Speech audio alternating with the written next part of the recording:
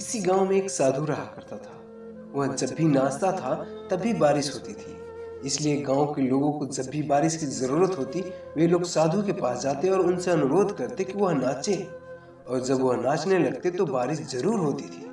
कुछ दिनों बाद 4 लड़के शहर से गांव में घूमने आए।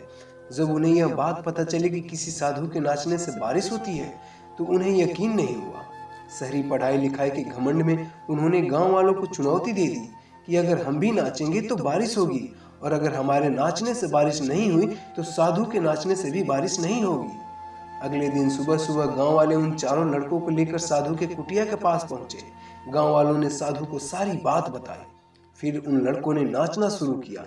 पहले लड़के ने नाचना शुरू किया, आधा घंटा बीत गया। फिर पहला लड़का थक कर बैठ गया, पर बादल नहीं दिखे। कुछ देर बाद दूसरे लड़के ने नाचना शुरू किया और 1 घंटे बीतते बीतते वह भी थक कर बैठ गया। बाकी दोनों लड़कों ने ही ऐसा ही किया, पर बारिश नहीं हुई। अब साधु की बारी थी। उसने नाचना शुरू किया। 1 घंटा बीत गया, पर बारिश नहीं हुई। साधु फिर भी नहीं रुका, वह नाचता ही रहा। नाचते नाचते 2 घंटे बीत गए, पर बारिश नहीं हुई। लेकिन साधु तो रुकने का नाम ही नहीं ले रहा था। धीरे धीरे शाम ढलने लगी। तभी बादलों की गड़गड़ाहट सुनाई दी और जोरों की बारिश होने लगी। यह देखकर चारों लड़के दंग रह गए और तुरंत साधु से क्षमा मांगी। फिर चारों लड़कों ने साधु से पूछा, बाबा, भला ऐसा क्यों कि हमारे नाचने से बारिश नहीं हुई और आपके नाचने से बारिश हो गई? साधु ने उत्तर दिया, जब मैं नाचता हूँ तो 2 बातों का ध्यान रखता हूँ।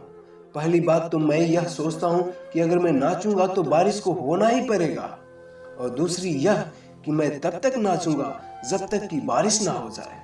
सफलता पाने वालों में यही गुण विद्यमान होता है। जिस चीज को करते हैं उसमें उन्हें सफल होने का पूरा यकीन होता है, और वह तब तक उस चीज को करते हैं जब तक कि उसमें सफल न हो जाए।